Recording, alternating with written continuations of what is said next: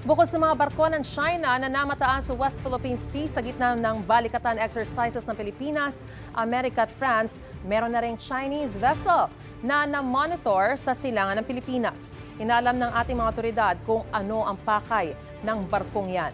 May unang balita sina June Veneracion at Ian Cruz.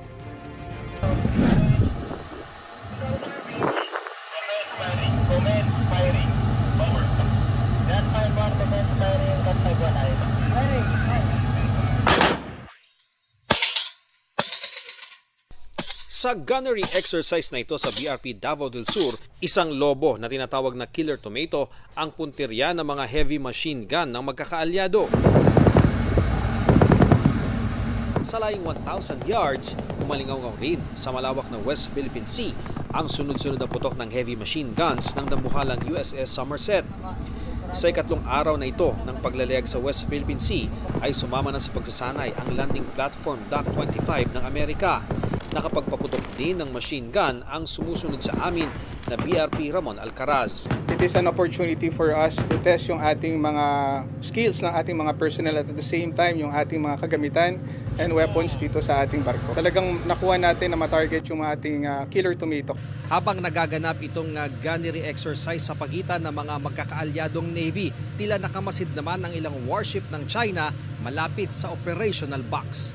Dumaan lang sa likod ng BRP Ramon Alcaraz at USS Harper's Ferry ang isang Chinese warship na nasa di-kalyuan noon sa magkaalyadong Navy. 3 warship ng China ang namataan malapit sa pagsasanay na 30 to 35 nautical miles mula sa pampang ng Quezon, Palawan.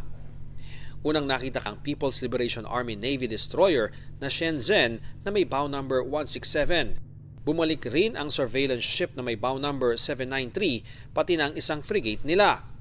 Nasa 5.8 nautical miles ang distansya ng pinakamalapit na Chinese warship sa aming sinasakyang BRP Davao del Sur. Nagsimulang sumunod ang mga Chinese vessel nang tumawid dito sa West Philippine Sea ang mga barko ng Pilipinas, Amerika at France itong Sabado mula sa Sulu Sea. Never naman tayo na-intimidate as long as we have conducted yung ating exercise na safe. Yun nga, katulad na sinasabi ko, as long as we are safe.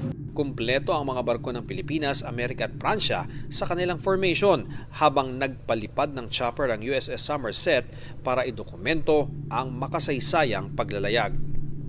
Sa mapa, makikitang katapat halos ng group sail ang Ayungin Shoal kung saan nakasadsad ang BRP Sierra Madre.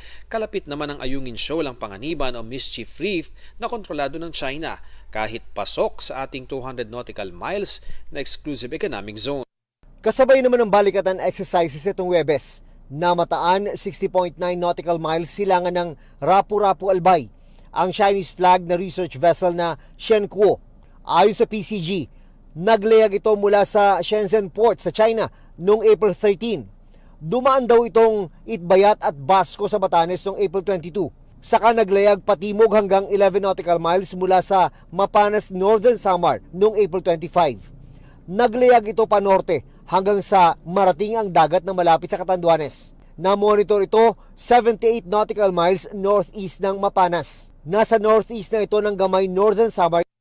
Bukod sa palipat-lipat ng pwesto sa silangan ng Pilipinas na malayo na sa China, hindi rin ito sumasagot sa radio challenge ng AFP.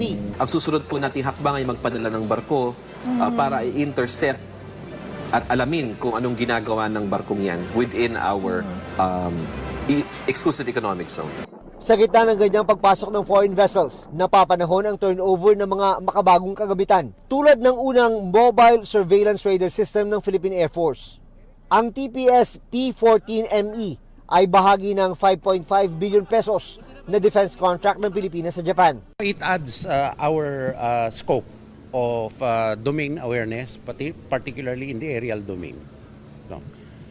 It adds eyes. Kumbaga nadadagdagan tayo ng mata. Sa oras na pangangailangan, pwedeng ipadala sa iba't ibang panig ng bansa ang radar system. Sa harap ng umiinit na tensyon sa West Philippine Sea, posibleng doon i-deploy itong Mobile Surveillance Radar System ng Philippine Air Force. May kakayahan itong makadetect ng mga eroplano at barko na papasok sa teritoryo ng bansa. It will play a significant role in bolstering the Philippine Air Force's capabilities in maintaining situational awareness in our airspace. ensuring that we maintain a watchful eye on the horizon for potential threats. Ito ang unang balita.